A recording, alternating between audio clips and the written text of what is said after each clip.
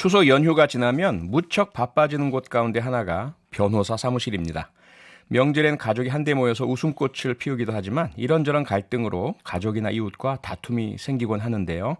그래서 이 시간에는 추석 특집 백문백답. 명절 후에 생기는 각종 법률 문제와 해결책을 알아보기 위해서 백성문 변호사를 모셨습니다. 어서 오세요, 백 네, 변호사님. 안녕하세요. 백성문입니다. 네, 명절에도 이렇게 나오셔서 고맙습니다. 네, 전 생방할 줄 몰랐네요. 깜짝 놀랐어요. 네. 저희 어디 안 MBC 가세요? 라디오는 지금 계속 생방 다 하고 있습니다. 제가 하는 라디오는 다 녹음이어서. 그러세요? 네. 아하. 지금 연휴 사흘째잖아요. 네. 어떻게 보내셨어요, 연휴? 뭐 아마 많은 청취자분들하고 비슷할 거예요. 저는 저희 부모님이나 이제 처가가 다 서울이어서 제 집에 한번 가고 또 저희 집에 한번 모시고. 네. 그리고 아마 제가 집에 있어서 오늘 저도 그 퀴즈 맞추고 있었을 것 같아요. 저희도 피자가 필요하거든요. 아이스크림하고요, 치킨하고. 저도요. 네, 백성문 변호사와 앞으로 20여 분 동안 함께 할 텐데요. 변호사를 만나서 이것 좀 물어보고 싶다 하시는 분들은 상담 내용을 간단히 적어서 휴대폰 문자 샵 8001번으로 보내주시기 바랍니다. 짧은 건 50원, 긴 건 100원의 정보 이용료가 있고요. 스마트 라디오 미니는 공짜인 거 아시죠? 자, 그럼 먼저 백 변호사님, 네. 그 명절 이후에 부모님 재산의 증여, 상속 네. 이런 거 관련된 분쟁이 좀 있을 것 같은데요. 그동안 이렇게 접하셨던 사례 중에서 좀 인상적인 사례 있으면 소개 좀 해주세요. 보통은 이제 명절에 가족들이 다 모이죠. 네. 그럼 이런 얘기가 나옵니다. 저 아버지가 나 이거 뭐 해줬는데? 그럼 이제 그걸 못 받은 형제가 난리가 납니다. 배가 아프잖아요. 네. 그리고 이제 부모님이 돌아가기 전에 이제 유언장 같은 걸 미리 쓰시잖아요. 네네. 유언장은 돌아가시면 쓸 수가 없으니까. 그렇죠. 유언장 내용이 유출이 됩니다. 그 안에서. 예. 그걸 가지고 이제 난리가 나는 거예요. 와. 근데 그게 이제 사실 법을 넘어서서 감정적인 문제로 가니까 맞아요. 좀 그런 게 있더라고요. 이 가족끼리 소송이 붙으면요. 정말 1,000원 가지고도 최고 변호사 양쪽에 붙이고 하는 경우도 있어요. 변호사비가 더 많이 들고. 그러니까 변호사비는 상관없다는 상관도 거예요. 없어. 예. 내가 이런 불이익을 볼 수 없어. 이것 때문에 명절 지나면 이런 일도 많죠. 와. 그 중에 하나가 바로 연봉 40억이 넘는 경영자가 네. 어머니가 남긴 상속 재산 일부를 달라 이러면서 동생들을 상대로 소송을 낸 게 화제가 되고 있어요. 네, 이 사건이요. 네. 사실 처음에 첫 번째 소송은 이게 아니에요. 그런가요? 첫 번째 소송은 네. 우리 어머니가 그러실 리가 없다. 이 유언장은 무효다. 그러니까 처음에 이제 유언을 할 때 본인 몫이 없는 거예요. 오. 근데 우리 엄마는 나한테 그럴 리가 없다. 그러니까 어머니가 마지막에 건강 상태가 안 좋았으니까 네. 정상적인 의사결정 과정이 아닌 상황으로 유언장을 쓴 거다. 라고 했는데 이걸 패소한 거예요. 어허. 이제 그러고 나니까 이제 네. 우리나라 민법에 보면 예전에 보면 장자 선호 사상이 있었잖아요. 그렇죠. 그래서 우리 집 재산은 다 네. 장자한테. 네, 맞아. 이러다 보니까 야 그럼 나머지 상속인들은 뭐야? 라고 해서 만들어진 게 유류분이라는 게 있습니다. 유류분. 그러니까 우리가 보통 형제자매는 무조건 1대1대1대1로 받아요. 네. 그리고 배우자만 1.5좀 더 받는 거고요. 네. 근데 한쪽에 많이 주면 나머지가 너무 서운하고 그렇잖아요. 그래서 본인 상속분, 법정 상속분의 0.5, 50%를 보장해 줍니다. 어허. 그러니까 예를 들어서 전부 다 주고 저를 한 푼도 안 주면 예. 제 상속분 예를 들어 10억이다. 그럼 5억은 청구하면 무조건 받을 수 있어요. 어허. 그래서 지금 사실 정말 돈을 많이 버시는 분인데 예. 너무 서운했나 보죠. 어허. 어머니의 그 유언이 유효라면 네. 그럼 내 몫이라도 달라 해가지고 지금 유류분 소송을 제기하는 겁니다. 아하. 그러니까 0818님이 바로 문자 주셨는데요. 못 네. 받은 유산 상속권 주장할 수 있다고 했는데 시효가 있나요, 이것도? 일단 유류분은요. 네. 1년입니다. 아하. 그러니까 상속이나 증여 나 빼고 이렇게 많이 가 있다는 사실을 알고 나서 1년 안에 청구를 해야 되고요. 이게 넘어가면 더 이상 청구를 할 수 그러니까 없어요. 1년을 참았는데 네. 1년이 지나갈 때쯤 나를 건드리는 이야기를 동생이나 뭐 형이나 그럼 해서 해야죠. 안 되겠어. 이래가지고. 그러니까 보통은 부모님 뜻에 따라서 그냥 그래 안 줘도 그냥 이러고 말면 그만이에요. 예. 민사는 그렇잖아요. 네. 근데 이게 감정 대결로 가면 네. 꼭 유류분 소송을 하게 돼요. 그래서 저는 꼭 말씀드리고 싶은 게 내 A라는 첫째가 제일 예뻐도 아니면 네. 둘째 딸이 제일 예뻐도 여기 다 주고 그런 식으로 유언을 하시면 나중에 돌아가시고 싸웁니다. 아하. 그러니까 최소한 유류분은 지켜서 유언해 주시는 게 분명히 필요한 거예요. 아무리 이제 그 뭐 막내가 예쁘거나 둘째가 예쁘거나 하더라도 그렇죠. 그냥 이거 막내한테 다 줄 거야, 둘째한테 다 줄 거야 이러다가는 오히려 형제들끼리 싸우게 된다 이거죠. 그러니까요. 자 0566님이 문자 주셨는데요. 유언장이 여러 개 있을 때는 어떡하나요? 오늘은 정말 예를 있나요? 아무 대본 없이 막 던지시네요. 일단 유언장은요 예. 여러 장 쓰셔도 됩니다. 어. 무조건 마지막 유언장이 네. 효력이 있어요. 마지막 유언장. 예, 그 전에 최신. 쓰신 건 다 무효고요. 아하. 그래서 제가 가끔 이런 걸 권해드려요. 네. 자식들이 자꾸 싸운다. 그러면 매년 쓰시라고 해요. 아, 올해 딱 보고 매년. 첫째가 제일 잘하네. 그럼 조금 더 주고. 다음에 보니까 둘째가 효도를 좀 많이 하네. 또 바꾸면 돼요. 야. 유언장이라는 건 계속 바꾸고 좋은 전략인데요. 최종적으로 마지막에 쓴 유언장만 유효입니다. 와. 그래서 유언장에 날짜를 꼭 넣어야 돼요. 아하. 그러니까 날짜를 안 넣으면 유언장 자체가 무효가 돼요. 그래서 네. 유언장이 여러 개 있을 가능성이 있기 때문에 네. 유언장에 유언 다 해놓으시고 네. 깜빡 읽고 아하. 뭐 예를 들어서 2020년 10월경 이렇게 쓰면 안 돼요. 10월경도 10월 1일 날 써지 2일 날 써지 싸울 수 있잖아요. 그러니까 예. 무조건 날짜까지 써야 된다라는 거 꼭 알아두셔야 됩니다. 와. 자, 8921님 매년 유언장 갱신 크크크크 주도권 효 싸움 장난 아니겠어요. 제가 괜히 싸움 붙이러 가서 죄송합니다. 아니 근데 이거는 부모님의 아주 그 현명한 전략이 되실 수 있을 것 같아요. 그럼요. 저는 진짜 그렇게 많이 상담해드려요. 그러니까요. 유언장 매년 쓰십시오. 예. 네. 유언장 얘기가 나온 김에 네.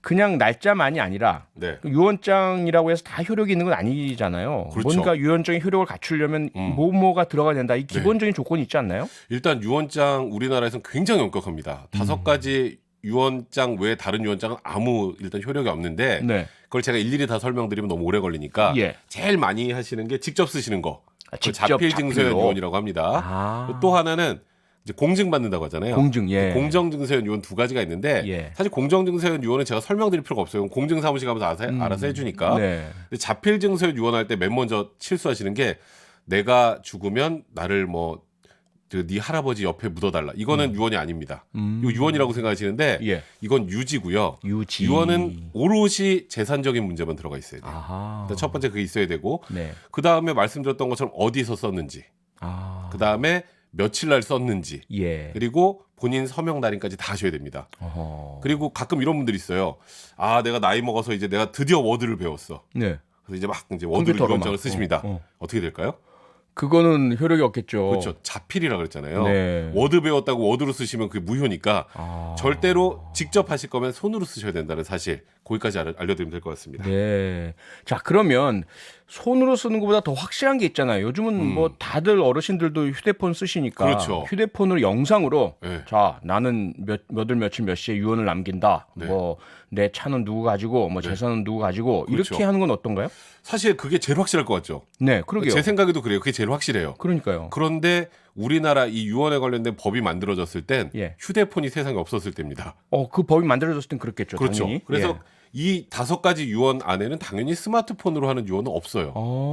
그러면 유추해 생각해 볼게 녹음에 의한 유언인데 예. 녹음이라는 건 이제 위변조 가능성이 있으니까 증인 한 명이 같이 얘기를 해야 되는데 그때 이런 현대 문명, 현대 기기들이 발달한 걸 모르고 만든 법이기 때문에 사실 지금 스마트폰을 유언하시면 증인 안 세울 거 아니에요, 대부분 혼자 하시지. 혼자 하시겠죠, 몰래. 그러면 무효입니다.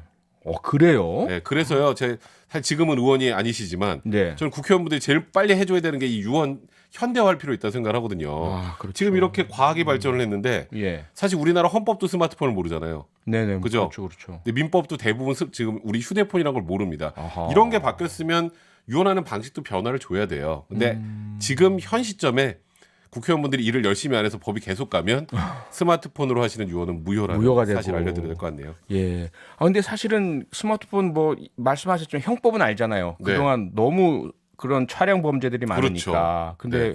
민법은 전혀 관심이 없었다는 게 참 의외네요. 그러니까요. 역시 추석 끝물이라 그런지 청취자분들 유산 관련 상담 문자가 네. 엄청나게 쏟아져 들어오고 있습니다. 네. 그중 하나만 일단 먼저 소개해 드릴게요. 9669님. 엄마 유산 아파트 28평 한 채예요. 갑자기 돌아가셔서 네. 장남에게로 명의가 갔는데 네. 유언장도 없었고 남처럼 대할 줄 몰랐던 거죠. 이게요. 방법이 없을까요? 지금 유언을 하셨는지가 일단 굉장히 중요해요. 네. 근데 유언 없이 돌아가셨는데 장남이 그냥 자기 맘대로 네. 이제 아파트 명의를 옮기는 경우가 있어요. 그것도 예. 이제 상속이라는 느낌이라 좀 약간 절차가 복잡한데 그건 상속인들 사이 협의가 돼야 되거든요. 예. 근데 이렇게 되면 이거는 유류분 청구가 아니고요. 네. 내 상속분 유언이 없다면 예. 그럼 원래 1대1이라 그랬죠. 아하. 상속 회복 청구하시면 돼요. 상속 회복 청구. 네, 그러니까 지금 일단 첫째 장남한테 이게 왜 걸로 다 갔느냐? 우리 엄마가 말로 했어. 그건 의미 없습니다. 제가 말했죠 아까. 네. 유언은 엄격한 요건에 의해서 갖춰진 거기 때문에 말로 한 건 안 되고요. 예. 유언장 일단 고유언장 보여달라고 하시고 어머니 건강 상태에 따라서 유언이 무효가 될 수도 있으니까 네. 유언해서 아들 다 준 걸로 유언을 했다. 그럼 제가 아까 뭐가 있다 그랬죠? 유류분. 그렇죠. 그때는 네. 유류분 청구하시면 됩니다. 아하. 그러니까 그걸 사실관계 확인해 보시고 예. 그에 맞는 청구를 하시면 돼요. 근데 여기 또 하나 있잖아요. 돌아가시기 전에 네. 증여라는 걸 하시는 경우들이 그렇죠, 있잖아요. 그렇죠, 예. 그렇죠. 증여를 하면 이거는 유언 상속한 게 아니니까 내가 어쩔 수 없구나라고 생각하시는데 네. 그렇게 한 것도 상속 재산에 다 포함됩니다. 그런가요? 상속인들 사이에서는. 그래서 부모님들 사이에서 가끔 예. 이런 경우 있어요. 그거 상속할 때 유류분이라는 거 있던데 네. 내가 장남 다 주고 싶어. 미리 다 줘야지. 미리 증여를 해버려. 미리 다 줬어요. 예. 그러면 이제 차남, 차녀는 아무것도 못 할까요? 그때도 유류분 청구할 수 있어요. 그래요? 상속인들 사이에서는 몇 년 전에 증여한 것도 다 상속 재산에 들어옵니다. 아. 받은 거의 절반은 내놔야 된다는 사실. 이야. 네, 그거 정확하게 알면 됩니다. 사실 뭐 저는 형아가 딱 둘인데 부모님 재산에 관심도 없고 부모님 굉장히 눈이 이렇게 반짝반짝하는데 벌써? 아니, 재산이 별로 없으세요. 그래서 별로 관심이 없긴 한데 재산이 네. 많아야만 이런 분쟁이 생기지 않아요. 제가 말씀드렸죠. 아까. 감정 문제니까. 네, 아하. 그렇긴 하네요. 형 각오해. 급하면 전화하세요. 네. 자, 그럼 이제 다음에 또 친족 간 금전 문제도 명절 때 많이 이제 생기는 다툼인데요. 그렇죠. 형제 자매 혹은 뭐 친척 삼촌 사촌 간에 돈을 빌려줬는데 안 갚아요. 요것도 많이 싸우죠. 예, 이 경우에 어떻게 뭐 소송을 해야 되나요? 어떻게 되나요? 그러니까 이게 지금 많은 분들이 형법하고 민법이 섞여가지고 예. 이게 내가 친척한테 돈을 빌려주면 못 받는구나라고 생각하시는 분들이 꽤 많더라고요. 그러니까 친족 상도례. 네, 그죠. 예. 친족 상도례는 형사잖아요. 그러니까 친족끼리는 훔쳐도 처벌하지 않는다. 그죠. 제가 그렇죠? 예. 어렸을 때 아버지 저 지갑에서 10,000원 슬쩍 이거 절도죠. 그러니까. 절도지만 이것까지 다 형사적인 잣대를 대면 우리나라 전과자 너무 많아집니다. 네. 그래서 가족 간에는 재산범죄 강도는 좀 해도 너무하고 네. 손괴는 물건을 부수는 거니까 요걸 빼고 나머지는 가족 간의 문제는 그 안에서 해결하세요. 이게 친족 상도례인 거고요. 그렇죠. 그러니까 형사 처벌을 받지 않는다는 건데 네. 이것 때문에 내가 친척한테 혹은 형한테 부모님한테 자녀한테 돈을 빌려주면 못 받는다라고 생각하시는 분인데 그건 아닙니다. 그거 아니에요? 네, 민사는 청구하면 다 받을 수 있어요. 형제라도 친척이라도 네, 다만 문제가 예. 요게 가까운 사이에서는 계약서를 잘 안 쓰죠. 안 쓰죠. 차용증 같은 거 잘 안 쓰죠. 그럼요. 이러면 보통 뭐라고 주장하느냐? 줬잖아. 갚았잖아. 증여. 이렇게. 갚았잖아. 증여라고 주장을 하죠. 나한테 보통은. 줬잖아. 빌려준 게 아니고. 그렇죠. 아니 어머님이 저 주셨잖아요. 아니 형이 나 준 거잖아. 이렇게 주장하는 게 많아요. 아하. 그래서 저는 가족 간에도 진짜 빌려준 돈 받고 하는 거라면 예. 아무리 가족 간에 믿는다고 해도 그때도 계약서 쓰셔야 됩니다. 계약서를 써야 된다. 네, 그러니까 이건 돈이 오가는 문제는 이걸 안 쓰면 정말 상종을 하려 나중에는. 이게 법적으로 터지면 그러니까 예. 친족 간에도 진짜 주는 게 아니면 계약서를 꼭 쓰시라 얘기해드려야 될 것 같습니다. 네. 조금 야박해 보이긴 하네요. 근데 네, 뭐 어쩔 수 없다는 생각이 야박해도 들고요. 어쩔 수 없습니다. 근데 사실 이게 분쟁을 막는 방법이긴 해요. 또 하나 문제가요. 이혼. 이게 그렇죠. 명절 지나면 이혼 그 소송이라든지 네. 뭐 이런 문제 많아지지 않아요? 분쟁이? 실제로 통계도요. 예. 우리 설 연휴 그다음에 이 추석 연휴가 지나면 그 다음 달에 이혼 상담 건수가 한 1.5배 정도 많아집니다. 어허. 저는 그래서 예. 물론 추석이 많은 가족들이 모여서 그 안에서 하다가 이제 보통은 며느리들이 터지죠. 네. 저 상종 못할 인간 뭐 이러면서 이제 보통 이게 많아요. 그래서 대부분 10월드에 어머님들이 예. 많이 상담을 하시는데 예. 제 생각엔 그래요. 이게 그동안에 켜켜이 쌓인 게 명절에 빵 터지는 거예요. 명절에 너무 여러 개가 한꺼번에 복합이 되니까. 네. 그래서 그러다 보니까 이제 명절이 지나면 확실히 진짜 이혼 상담하는 분들이 많아지는데 아하. 올해는 잘 모르겠어요. 올해는 코로나19 아무래도 때문에. 많이 안 모이시잖아요. 많이 안 모이셔서 예. 터질 일이 없네. 좀 덜한데 근데 요번에 제가 이렇게 유심히 보니까 하나 문제가 있다면 네. 요즘에는 뭐 불효자는 옵니다. 그래가지고 지자체에서도 오지 말라 그러는데 맞아요. 저기 남편이 자꾸 그냥 안 가고 하는 문제 대꾸 없이 그냥 가만히 있고 요러다가 싸우는 분 많더라고요. 근데 아무튼 상대방에 대한 배려 조금만 해주시면 네네. 명절 지나도 이혼 상담 많이 줄어들 수 있어요. 이번 추석엔 조금 더 이해해주는 그런 추석이 되셨으면 좋겠습니다. 예. 그러면 주로 명절 지나고 우리 백 변호사님께 들어왔던 이혼 상담 사유 사례들이 어떠한 그 경우들이든가요? 보통은 10월드죠. 보통은 그리고 그러고. 두 번째는 남편이 정말 몸 하나 갖다 손가락 하나 갖다가 안 하더라. 꼴 보기 싫다 이런 거. 그리고 이제 보통은 예. 집으로 돌아올 때 네. 남편이 운전하면서 고생했지. 요 한마디만 해도 아하. 저한테 안 찾아오십니다. 근데 거기서도 아니 뭐 그 원래 그런 거지 뭘 그걸 가지고 고생했다 그래 하면 당연한 이제 걸로. 터지는 거예요. 아하. 그러니까 저는 그래서 예.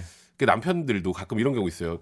부모님 뭐 있는데 가가지고 자기가 막 일하면 아유 쟤 또 결혼 잘못했구나 이런 생각하시는 분들도 있어요. 있어요 아직까지. 거기서 어쩔 수 없이 가만히 좀 있어야 된다면 네. 집에 올 때 아내 이렇게 이 팔이라도 좀 주물러 주시고 고생했다는 말 한마디만 해주셔도 저한테 안 찾아오시는데 네. 네가 뭘 잘했어라고 하는 순간 아하. 그 다음부터는 전쟁이 되니까요.